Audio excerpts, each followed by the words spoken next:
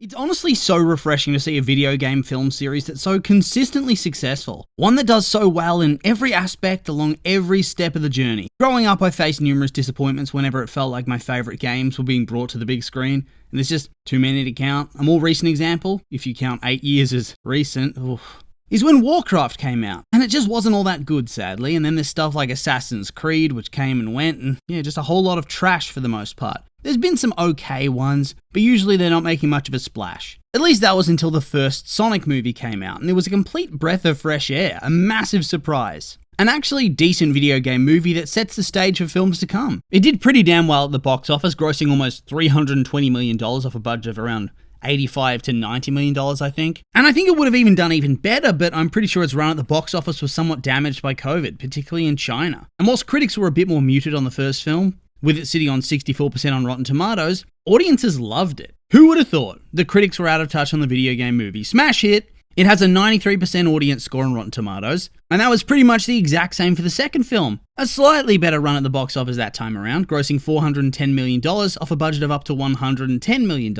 And also having fairly similar critical and audience scores. I think they were slightly higher. Consensus is that this is probably the stronger film, sitting at 68 and 96% respectively. And it introduced more of the classic characters to the story. Tails, Knuckles, gave Robotnik his signature look. Fans are rabid for these films. And then we came to the Knuckles show, which I honestly didn't expect much out of. It turns out it's an absolute classic. I loved every bit of it. A truly glorious show. It did big numbers for Paramount Plus, and of all the Sonic franchise, critics liked this one the best. Although, audiences I think were a bit more muted on it compared to the mainline films. It has a 75% and a 69% on Rotten Tomatoes respectively. Which is a shame because I think it's a banger. But I think having watched it, I understand how it might not be everybody's cup of tea. It does feel rather different to the rest of the franchise. But I feel like it really fleshed out Knuckles in an interesting way. And so I was really hyped for the eventual release of Sonic 3. I can't remember if they'd set up that Shadow was going to be in the film at the end of the second one, but if they have, I forgot about it. So that was a very fun surprise in the trailer. But yeah, the trailer. It's done really well. As of writing this, it's only been out for over a day, and it's got like 6 million views and is #1 trending on YouTube. So time to go through it, I reckon, and see what we can find. Okay, so we start off the trailer with some pretty classic setting the scene type of shots, complete with some narration from Sonic's foster father that does the exact same thing, telling Sonic that he found his family, complete with shots of the three together. And I gotta say, I'm really excited to see more of their dynamic play out on screen. I think what was missing from Knuckles in the end was Sonic and Tails. Yeah, there was some of them, but I think people come into these franchises and they want to see all their favorites, all the big names. So I'm glad to see them together. And I gotta say, pretty much the whole way through the trailer, their conversations are both ridiculous and hilarious, so hopefully the writing holds on to that feeling. And can we also talk about how good the animation is on the big three? I was specifically looking at Tails when I just thought, wow, they look so good! The little strands of fur and all. Also, thank God they moved away from those god-awful attempts at realistic Sonic. Those abominations would never have made it past the first movie. It would be like making Mario and Luigi live-action characters with a realistic look and expecting it to do well. It just doesn't work. These characters are intentionally stylized, and when you move away from that, it really sucks. Also, Knuckles just casually destroying Big Ben in that opening sequence. Honestly, the Knuckles show, I think it cemented him as my favourite character in this franchise. I mean, he already was from other portrayals, and because he was my go-to world record holder for single sculls rowing in Mario and Sonic at the Olympic Games from 2007, but this just added to that. And after the opening sequence, we get into the actual storyline of the film, where Shadow, who was seemingly being held in suspended animation in an offshore facility belonging presumably to the US, wakes up and busts himself out. And I wonder, is he just going to randomly wake up after some time? Or is this going to be part of some wider plot? I mean, based on his appearance in the trailer, he's a character who seems majorly primed for a redemption arc of some kind, so I assume there's got to be someone pulling the strings. But yeah, I think there's going to be, at the very least, a reveal that he hasn't really done anything all that evil, at least of his own volition. He was manipulated. Also, that shot of him punching through the glass, just yes. Yes, all the yes. Hell yes. Like, these visuals are nuts. The water. I'm constantly in awe of how far animation has come in my lifetime. Tell you what. And of course, in order to combat Shadow, who's escaped and seemingly wreaking havoc, they're gonna call in Team Sonic to fight him. Although I'm still pretty sure there's gonna be a very reasonable, well, maybe not reasonable, because he just does seem to be blowing shit up willy-nilly, but there's gonna be some sort of explanation given as to why he's behaving this way. I feel like he got screwed over by somebody, probably by the people that locked him up, honestly. And then we finally get a look at Shadow's design, and yes, just yes, they preserve that cute cartoony look, but the dude just has a different aura about him that sets him apart from Team Sonic. It's something in the eyes, just a more serious and steely look. And I assume it's also going to be in his voice. Yes, Keanu, the way he speaks, the things he says. I feel like he's going to be a far more mature and serious character. Although with that being said, they'll probably also inject a bit of humour into the character too, right?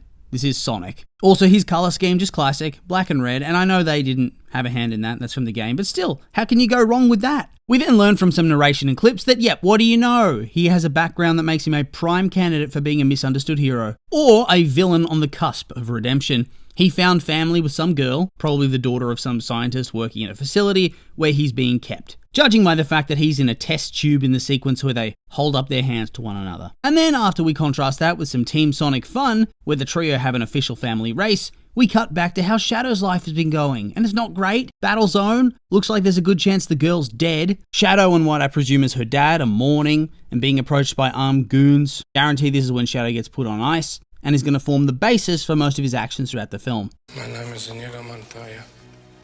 You killed my father. Prepare to die. I mean, I could be way off base, and this could be something completely different, but I think that's how it's going to play out. We then get to what seems to be the first confrontation, where we see just how powerful Shadow really is. Knuckles, being Knuckles, is less interested in talking it out, as he's a warrior who lives for battles and questing, and so he charges in as he views this as the most impressive hedgehog he's ever faced. And Shadow is so fast that he pretty much phases right in front of him, breaks his arm, and launches him before kicking Tails away and taking Sonic up into the sky and choke slamming his ass to the street. Yeah, so this guy's very OP, and I'm hyped for that, but at the same time, makes me a little bit nervous. As when you introduce a character who can whoop your hero so easily, you come into a bit of a dilemma. How do you allow your characters to defeat this guy without it feeling like egregious plot armor? And if they manage to bring him to their side, how powerful does the villain of Sonic 4 have to be to ensure that the heroes can't just stomp Shadow with the team? You know what I mean? So either the heroes need a big power boost to get to his level, which brings power creep into the equation for the next films, or Shadow gets nerfed, which is lame, or plot armor takes hold, which is even more lame, or worst of all, Shadow dies. No! Well, maybe he pulls a Poochie and goes back to his home planet, never to be seen again. We then get some more epic shots. A giant spaceship looking thing rising out of the Thames, probably from the same sequence in which Knuckles trashes Big Ben. We see Shadow beating the piss out of some random goons. God, the type of action that you only see in anime. He's so fast that he pretty much phases and kicks you right in the head. One time, she punched me in the face.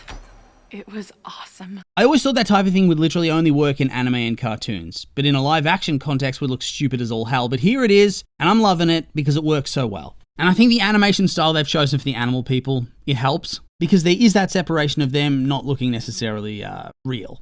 And so yeah, after presumably getting whooped by Shadow numerous times, it seems that Team Sonic is going to enlist the help of Dr. Robotnik. I love when you see this type of stuff. The hero teaming up with his longtime rival or villain to take on an even more powerful threat.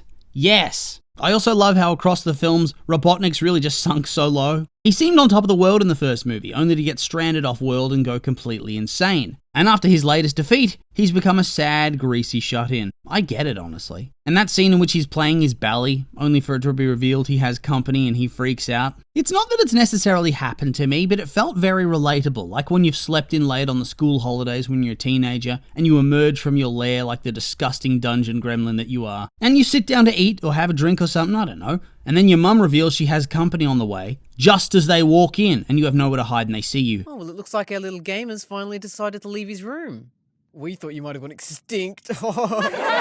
Ugh. So after seemingly being bribed with a sonic quill that he sniffs, just gone full junkie at this point, the dude gets a really intense and intimate head shave by his minion, hell yeah, and he gets a glow up with a new suit as well. You love to see it. And then just epic vibes to finish it off. It seems that Shadow's looking to wipe out the planet and kill everybody, probably for revenge. Oh, I'm so hyped for this movie, it looks so good. Keanu's in it too, yes please. And we get a look at Robotnik's dad, who for some reason has the exact same look and mustache as him. Guess when he went insane, he decided to replicate his dad? And this interaction, specifically the dad's voice, reminded me of Jim Carrey as Count Olaf back in the day. Now that is nostalgia. I'm all for the return of Jim Carrey. And so, yeah, trailer looks awesome. I think the movie's going to be a big hit, very successful, hopefully the most successful in the franchise so far. And let's hope there's even more of it in the pipeline in the next couple of years. And so with all that being said, that's the end of the trailer, and these have just been my opinions, and now I'd like to hear yours. What did you think of the trailer for Sonic 3? Did you like it? Hate it? Are you hyped for the film? Maybe not? I'm curious for your thoughts, so make sure to like, comment, and subscribe, and let me know.